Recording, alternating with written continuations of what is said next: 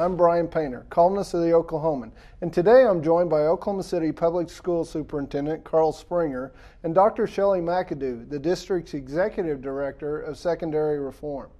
Thanks for coming in today, and today we're going to cover three specific topics. First, Sheli, if you would, please discuss Oklahoma City Public Schools' thoughts about ACT, America's Choice curriculum. Okay, I'd be glad to. At the beginning of this school year in July, our board approved for us to move forward with an initiative called Rigor and Readiness. The companies that we are partnering with in this initiative are ACT and America's Choice. And what we're doing in this initiative is we're kind of looking at opportunities of instruction to increase our students' ability to meet college and career readiness standards. And to do that, we've gone through a year now of professional development with our teachers and our principals to look at instituting a workshop model of teaching.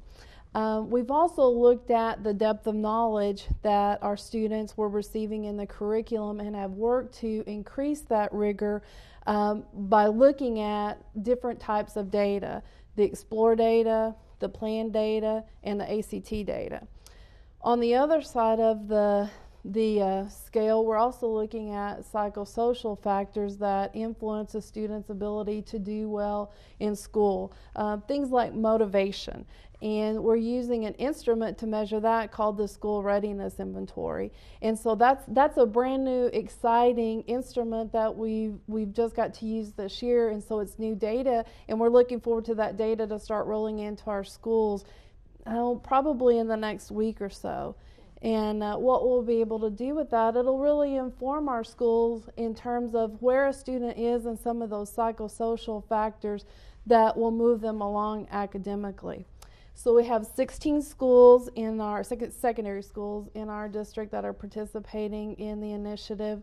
We will roll out year 2 next year, which will include 6th grade through 10th grade.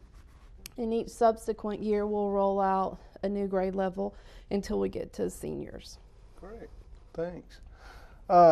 Next, where are discussions about extended school days? Well, you know, what Dr. McAdoo's been talking about really takes time in the school day. And what we've discovered is we really don't have enough time to be able to do everything we need to do. So this year we've entered into a year-long study of our day, of our school day, and we plan to roll out maybe at 3 or 4 of our schools next year a longer school day. We're hoping we get federal funds for that, but it won't be just time that will be tacked on to the end of the day. We'll really want to kind of reshape what happens at school. Average high school children are getting instruction 5-6 hours. What we'd like to be able to do is add another hour and a half or 2 hours to that at the middle school and high school level. Probably we're talking middle school right now, though, and see what we can do to make school a whole bunch more exciting, interesting, and it really is what Dr. McAdoo talked about with America's Choice ACT. That has the potential to be a transformational change to the way children are educated. What the extended learning time does for us, it gives us time to be able to accomplish all that.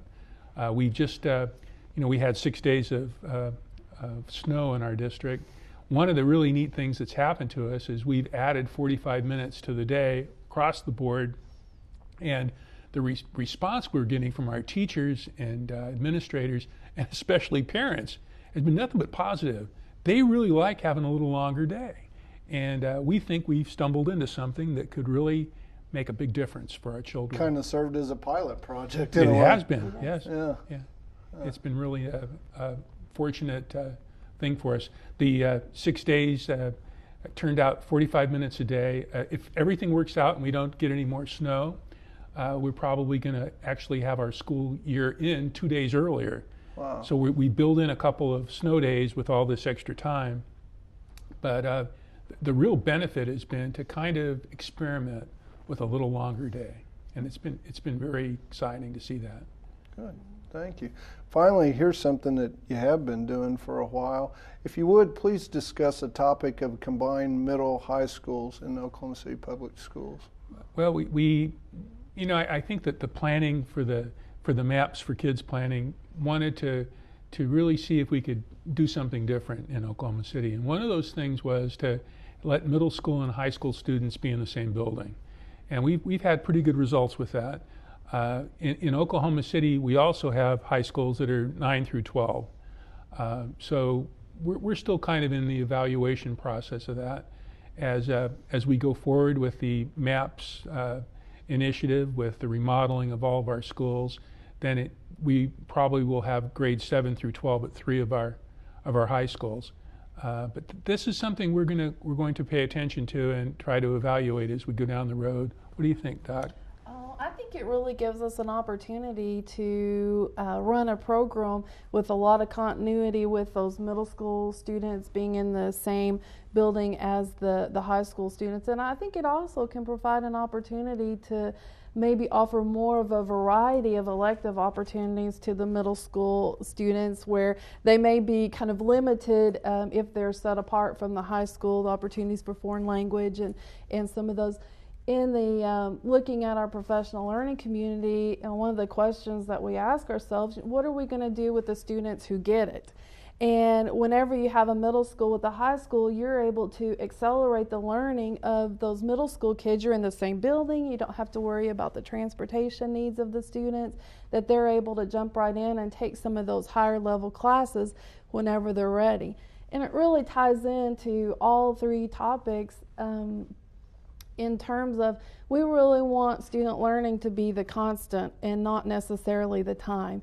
And so that is a transformational change that Mr. Springer was speaking of a moment ago, that it is a big shift, and our teachers are working diligently, our principals are working diligently to figure out how all of that looks differently in combining all those resources.